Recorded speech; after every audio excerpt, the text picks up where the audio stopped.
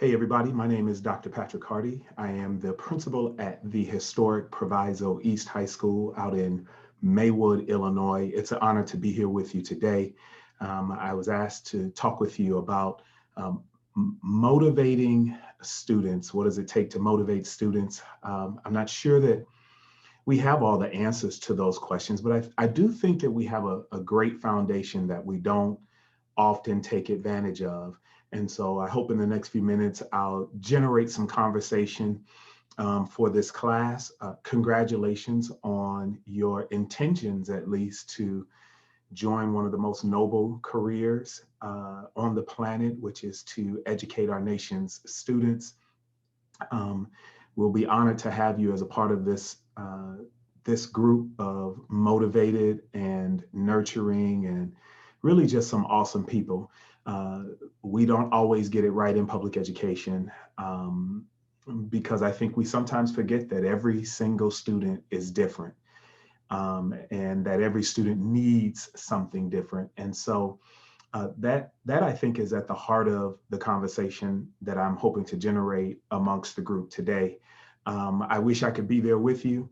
I couldn't today, but I'm glad to be able to share some thoughts around motivating students. So let's get started. So I want to focus on three things quickly, which is motivating students, but this notion of directing, energizing, and regulating students' behavior patterns. When asked the question, how to motivate students, or what general behaviors do we think students manifest when they're motivated, educators are going to tend to answer the question with things like, oh, they got their work done, they seem happy, they're engaged in class. Those are the types of things that we'll see. They show up every day, they attend school. Attendance represents a motivated student. High attendance or A's and B's represent motivated or highly motivated students. And those are the typical answers that we get. When you talk to educators and some experts, you get some typical advice as well. If you want to motivate students, you should praise and recognize them. You should set high expectations for students, get involved, get to know them, show up at their basketball game, show up at a football game, ask them how their parents are doing. You know, mom was sick last week and that's why the kid missed school. Ask them about that. How's your mom doing? Just wanted to check on you. Make a phone call. Avoid grades as punishment. Grades should be about communication. They shouldn't necessarily be about punishing students. Have clearly defined objectives, harness the students' interests, make learning fun, and differentiate your learning. That's just some of the things that you will hear when people say, this is how you keep students motivated. Our challenge, though, is this is what we do in education. And here is where I want to generate some thought for you. In education, we tend to focus on things like what you see on the screen, which are great. They're really good things, and they're driven a lot of times by instinct. Our instincts tell us we should get to know people. If we're going to be with students at the high school level, you got 120 to 150 kids. Depending on what type of class you teach, it can be more than that for a PE teacher or teacher who teaches things like march and band, where you could have 100 kids in just one class. But 120 to 150 students, you got to get to know them. You got to talk to them. You got to figure out what they're about. That's great. Those types of thoughts are great. But what we tend to do in education is we throw out theory and we rely on instinct. And we're the only industry that does that. If you get on a plane today and your pilot says, hey, listen, we're not going to follow any of the laws of aerodynamics today when we fly. We're just going to do what we think is best. Most of us are getting off that airplane as quickly as possible. If we were talking about science and your surgeon came into the prep room and said, hey, listen, we're not going to follow anything we learned about how to do this surgery. We're just going to, we know that your kidneys are somewhere around here and we're just going to cut there. Right. And then we'll see what we see when we get in there. We'll do what we think is best. We would ask for a new doctor. We would get off the table and we would say, no, we need someone to follow the science. In education, though, we get away with it.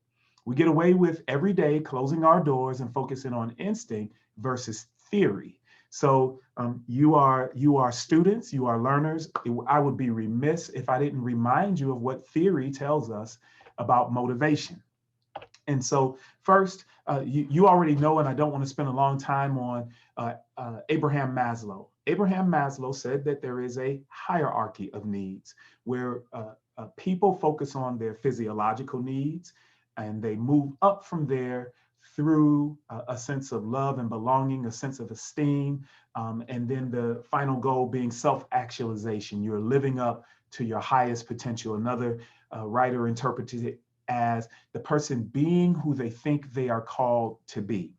And so we first learn about Maslow in college, and it's typically where we focus our attention around human motivation. Now, the key to understanding any theory of human motivation, is to understand this first thing, teachers. Motivation is not something you give to the person. So if you're looking to motivate the student, you're already at a loss. Motivation isn't something you do.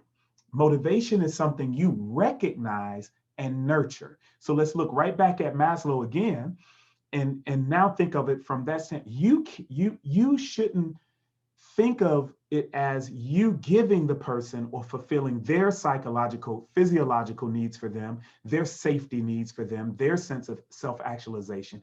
Understand this: motivation is something I pursue.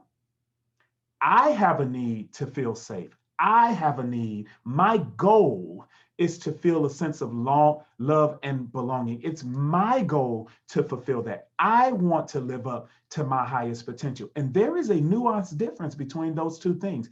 You thinking you're motivating the person rather than recognizing they have a goal they're trying to achieve and they're motivated to achieve it. And that second one is the one that I think is going to lead us to a better place when we understand that we walk into classrooms and it actually isn't up to you to motivate students. It's up to you to recognize what motivates students, what they're motivated to achieve, what goal they're pursuing. And then your role is to nurture that, to acknowledge and to recognize it. And so a couple of things about Maslow that I think are important as we understand that we don't give these things to students. They come to us motivated to achieve it. Number one, Maslow was very clear that people are typically partially satisfied and partially unsatisfied. So if you're looking for a student to be totally motivated and totally feel like they're in home sweet home in your classroom, that may not be the case. They may feel partially satisfied, but also still have a goal of feeling safe. Now, how do you nurture their goal of feeling safe rather than what can I do to make them feel safe?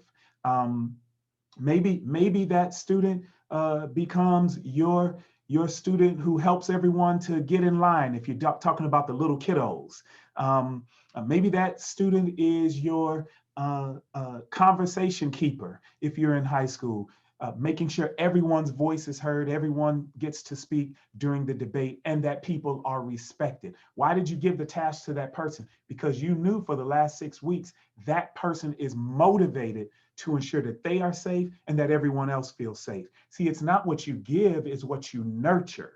Number two, and this was important with regard to Maslow. We've always treated the hierarchy as you start at the bottom and you move up. That's not what he said, though.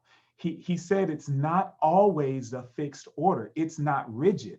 You can have a student in your classroom, and you know this, especially if you're thinking about teaching in a school that has high poverty, students that are really struggling with issues of risk, where they may be dealing with abuse at home or other things. They may not have their physiological needs met, but they still want to be who they are called to be. They want to live up to their highest potential. And so this order isn't rigid. I can be self-regulated and self-motivated to pursue anything along that continuum at any point in the continuum. And then thirdly, and equally important, is most behavior is multi-motivated. multiple motivations for behavior. So I can want to be self-actualized and have a sense of belonging. I need to feel like I'm part of the group as I am self-actualizing. But often Maslow is talked about as step one, step two, step three, step four. And in education, we're looking for ways we do it versus looking for what are students motivated to do and then nurturing it. I want to talk to you about a different motivational theory. So that was Maslow. Let's talk about Martin Ford. Uh, uh, he's not talked about in education a lot as a motivational theorist, but his motivational systems theory came out around 1992. And he felt that Maslow, like me, I felt like it was narrow and that we had described it in this very rigid and narrow form. So he expanded that work, and his work represents all three fields of human motivation, both personal goals, emotions, and personal agency beliefs. Let's talk about some of his definitions. First, he believed that there was a direction to behavior patterns. You have to recognize where people are headed and what they're trying to do. And remember, when he wrote this, he wasn't excluding students. He's talking about people. Just like Maslow, it's a theory of human motivation. So as long as you're dealing with human beings, this is relevant. And so what is the direction? Where are people trying to go? What are they trying to do? There's an energy to behavior patterns, how people get turned on and off by their goals. What's moving them, turning them on, and what's turning them off. You got to know that as a teacher, recognize it. You don't do it, you don't give it, but you acknowledge it. And then what's regulating their behavior patterns? And this one's big. He talked about this notion that how people decide to try something and whether they're going to stick with it or give up on it. He called that regulation. So motivation is a combination of direction, energy, and regulation. Direction, where am I going? What am I trying to do? Energy, how I get turned on or off, and regulation. Now, you saw the pyramid from Maslow. Notice how much more expansive Ford and his colleague Nichols, their taxonomy is a little bit more expansive than in fact, it's a lot more. I don't want to underspeak. It's a lot more expansive than what we knew about Maslow, his theory from I think the 1950s, if I remember right. So he expanded. He said there can be different types of goals, and within each type of goal, there is a subset. And so a person can be motivated to pursue affective goals. I have a need to pursue a sense of excitement, heightened arousal. I need to avoid boredom. You ever met anybody like that? You got any friends like that? They're motivated by that. They do not want to sit around. Then you have people like me who are motivated. They got to feel relaxed and at ease. They avoid stressful over arousal. I don't like crowds. I like the taste of Chicago, but I can only do it for a period of time. It gets old to me. I'd rather just go sit on the lakefront on a blanket, watch the boats go by. And if you're with me during that time, you'll find out I'm motivated to get there. I'm like, you can see it on my face. Like, okay, how much longer are we going to spend here? I've brought all my equipment. I got my blanket in my backpack. I got my thermos with my drink in it. Like, I was motivated just to get to the lakefront. I wasn't motivated to be entertained. That's a different person. Motivated, look at cognitive goals. This person is motivated to make sense out of something, to understand it. You might meet students like that. Why? Yeah, but why? Okay, but why? Yeah, okay, I appreciate that, but why? Right? They're motivated to understand something, have that knowledge, avoid confusion. We as teachers, we have to say, okay, how do I nurture this motivational goal to understand it? Watch this, versus becoming frustrated by it, right? This kid just keeps asking question after question. You got to figure out, what can I do in my unit planning? Because I know this kid is coming. So I got to design a unit plan that accounts for his or her motivational goal to understand. For the sake of time, I'll move through. I hope you had a chance to read some of those on the screen. Here's another set of goals that Ford and Nichols prepared in their taxonomy. I'll spend time because of our nation's unrest and social justice and the pursuits of all of that. I'll spend time in the middle one. Look at this.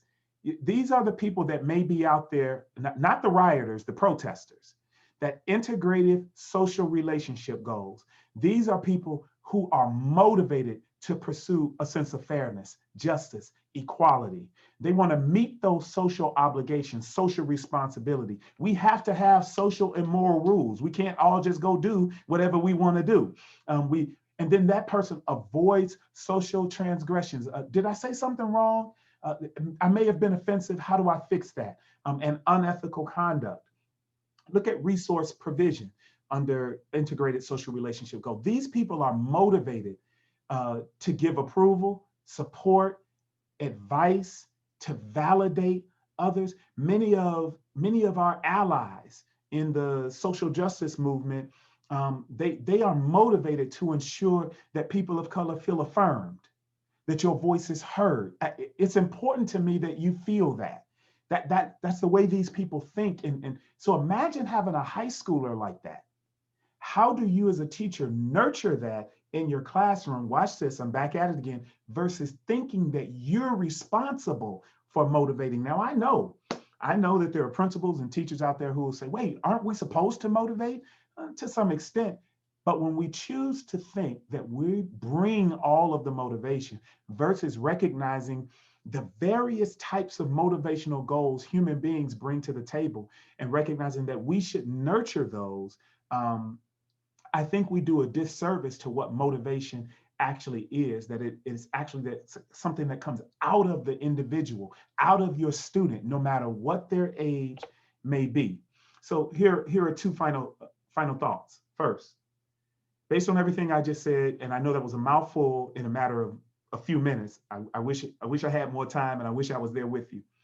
Remember this: a student's behavior indicates a need to satisfy his or her desire to fulfill any number of goals. What you're seeing in their behavior represents a desire to fulfill a goal. How they're interacting with the lesson, how they're interacting with you, what they're doing with their classmates, the questions they're asking, the questions they're not asking.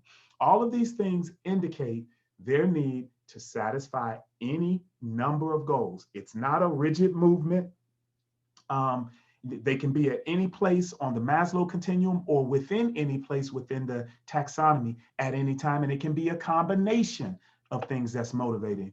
Secondly, one of the teacher's most vital tasks is to recognize and acknowledge the student's desire to fulfill these goal-directed, energized, and regulated goal-directed activity.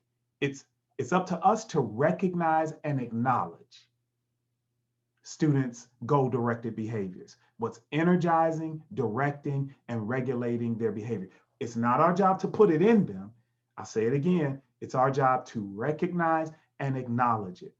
And so, just as an example, a student in your class may be motivated by a sense of equity, promoting fairness, justice, and equality. They're motivated to pursue that goal. That's important to them. And also motivated to feel a sense of safety. They may be motivated by both of those or any combination of those two with another. They may be motivated. I was at one time, look at task goals at the bottom. See the one second from the bottom that says material gain? I wanted to be a doctor so bad. Why? Because I was tired of living in poverty. I was just tired of it. And so I was motivated. I went to school to be a physician. I didn't change my major until my third year of college, when I realized that motivation had worn off, that material gain, the need to increase the amount of money in my pocket and to increase the amount of food in my refrigerator. I wanted a car, I wanted a house, I wanted the American dream, and I learned that there was something more to my motivation as I evolved. And so it's okay for students to evolve over the course of a school year or over the course of their lifetime. I may not be motivated by all the same things, but in the moment, it's up to you as a teacher to recognize what's motivating me, acknowledge it, and nurture it. So where do you nurture it? I think and would like to get you all talking about the ways you nurture it in your curriculum.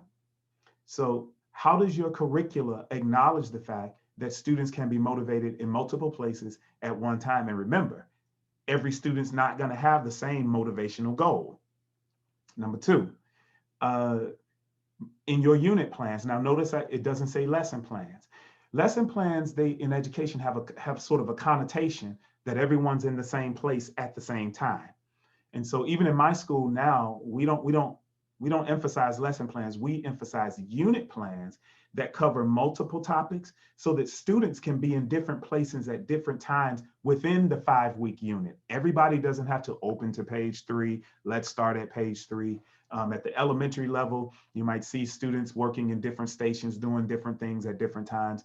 So how do we design unit plans that give us the ability to nurture? If you know where students are in their motivational goals, we can have, if we get away from this notion of daily planning, lesson planning, and get into the broader unit planning, it gives you a little more freedom to meet the individual needs and nurturing that students will have.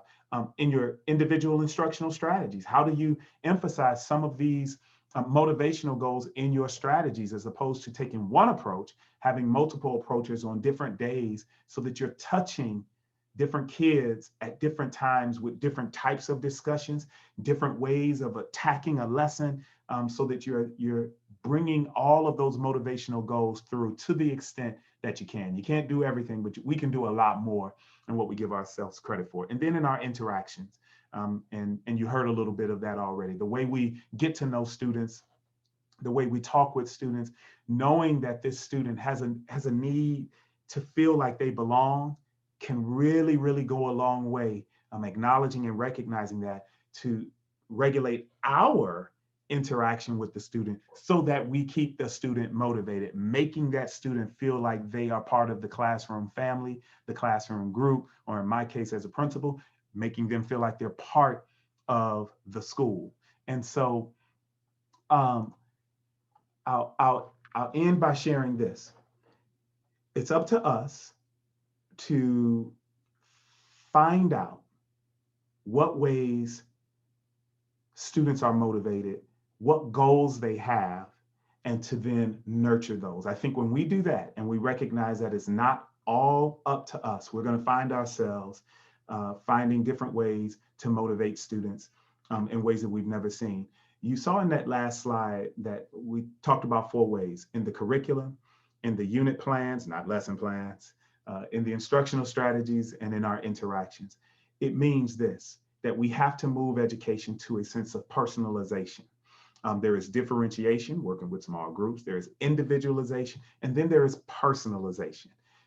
What I believe is, and you all can talk about it, is you can't do anything I just said if you believe all students are in the same place in the same moment at the same time. But when you personalize, every student having a plan, an individualized learning plan that harnesses their energy, direction, and regulation, you'll find that over time, we can motivate students in ways that we never thought possible. Why? Because we realize it's not us motivating them anyway. It's actually us regulating and nurturing that motivation that they already came with. I really appreciate you taking some time to listen to me today. Again, my name is Dr. Patrick Hardy.